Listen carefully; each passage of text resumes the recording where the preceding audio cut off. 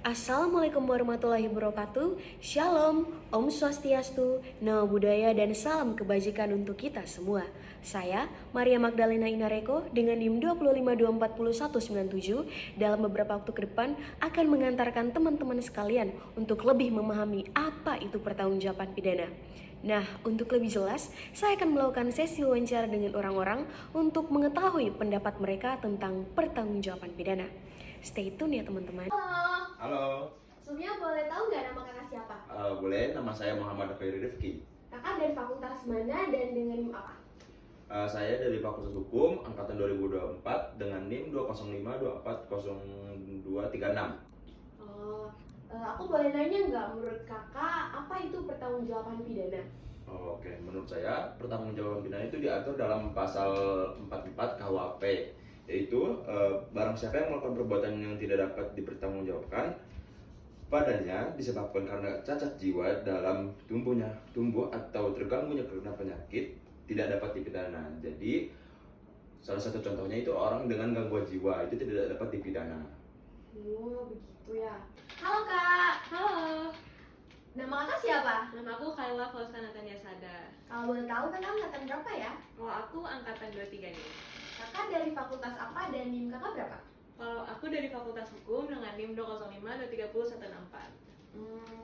Berarti kakak udah tahu nih apa pertanggungjawaban pidana. Ya, tahu Kalau nih. gitu menurut kakak pertanggungjawaban pidana itu apa sih? Nah, menurut aku ya, pertanggungjawaban pidana itu kemampuan seseorang tuh bisa dipidana atau enggak setelah berbuat sesuatu gitu. Berarti sesuatu yang salah ya? Iya benar.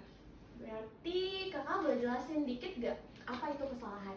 Kalau menurut aku kesalahan itu adalah perbuatan yang melawan hukum gitu. Berarti kalau menurut kakak sendiri, apakah pertanggungjawaban pidana sama kesalahan ini ada hubungan atau kaitannya? Ada dong, karena tanpa kesalahan pertanggungjawaban pidana tidak bisa dilakukan gitu. Oke baik, terima kasih Kak Kaila. Sama-sama. Nah, setelah mendengar beberapa pendapat yang tadi, saya rasa teman-teman sekalian sudah mulai bisa menggambarkan bukan apa maksud dari pertanggungjawaban pidana itu? Oke baik, untuk lebih jelas lagi, saya akan menjelaskannya secara singkat dan rinci sehingga teman-teman sekalian bisa mengetahui lebih jelas lagi apa maksud dari pertanggungjawaban pidana. Nah, pertanggungjawaban pidana sendiri adalah suatu kewajiban hukum yang harus ditanggung seseorang atas tindakan pidana yang dilakukannya. Maksudnya bahwa ketika seseorang melakukan suatu tindak pidana, maka orang tersebut memiliki kewajiban untuk mempertanggungjawabkan tindakannya. Nah, Van Hammel sendiri mendefinisikan pertanggungjawaban pidana sebagai suatu keadaan psikis normal dan kemahiran yang membawa 3 macam kemampuan. Yang pertama, mampu untuk dapat mengerti makna serta akibat sungguh-sungguh dari perbuatan sendiri. Yang kedua, mampu untuk menyadari dan mengerti bahwa perbuatan-perbuatan itu bertentangan dengan ketertiban masyarakat. Yang ketiga, mampu untuk menentukan kehendak bebas. Nah, dalam paham dualistis hukum Indonesia sendiri memisahkan antara tindak pidana dan pertanggungjawaban pidana. Artinya bahwa ketika seseorang melakukan suatu perbuatan pidana, belum tentu orang tersebut langsung dapat dimintai pertanggungjawaban pidana. Sebagai contoh, ketika seseorang anak melakukan suatu tindak pidana, apakah orang tua dari sang anak tersebut dapat langsung dimintai pertanggungjawaban pidana? Jawabannya, bisa ya, bisa tidak. Dalam hukum pidana sendiri, orang tua dari sang anak tidak dapat diminta pertanggungjawaban pidana. Namun sebaliknya, dalam hukum perdata, pada pasal 1367 KUH Perdata menyatakan bahwa anak apola bapa koprada, yang artinya bahwa orang tua dari sang anak dapat dimintai ganti rugi sebagai bentuk dari pertanggungjawaban pidana. Sampai sini, paham kan teman-teman? Nah, berikutnya langsung saja ya kita masuk ke kesalahan. Nah, Romlik sendiri menyatakan bahwa kesalahan adalah suatu bentuk pencelaan yang ditujukan masyarakat yang menerapkan standar etis yang berlaku pada waktu tertentu terhadap manusia yang melakukan perilaku menyimpang yang sebenarnya dapat dihindari. Nah, Van Hammel juga mengkaitkan nih teman-teman antara kehendak bebas dan kesalahan sebagai elemen terpenting pertanggungjawaban pidana. Apa saja sih itu? Nah, yang pertama itu ada yang namanya indeterminis. Artinya bahwa manusia punya kehendak bebas dalam bertindak. Bila tidak ada kebebasan kehendak, maka tidak ada kesalahan. Yang kedua, determinis. Nah, determinis ini bertentangan dengan indeterminis yang artinya bahwa manusia tidak punya kehendak bebas. Artinya, keputusan kehendak seseorang bisa bergantung pada watak maupun motif yang berasal dari dalam maupun dari luar. Motif ini yang biasa kita sebut sebagai motivasi ya teman-teman. Yang ketiga, kesalahan tidak ada kaitannya dengan kehendak bebas. Maksudnya bahwa ketika seseorang melakukan tindak pidana maupun kesalahan, itu tidak ada sama sekali kaitannya dengan kehendak bebas. Yang berikut, kesengajaan. Nah, Pompey sendiri menyatakan dua teori. Yang pertama itu ada dari teori pengetahuan yang menyatakan bahwa kesengajaan berarti kehendak untuk berbuat dengan mengetahui unsur-unsur yang diperlukan menurut rumusan undang-undang. Yang kedua, teori kehendak. Kesengajaan sendiri adalah kehendak yang diarahkan pada terwujudnya perbuatan seperti dalam undang-undang. Nah, apa saja sih jenis-jenis kesengajaan?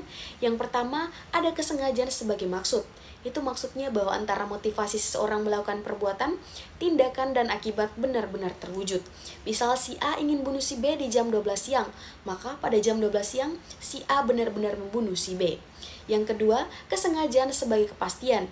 Yang pertama itu ada yang dikehendaki oleh pelaku.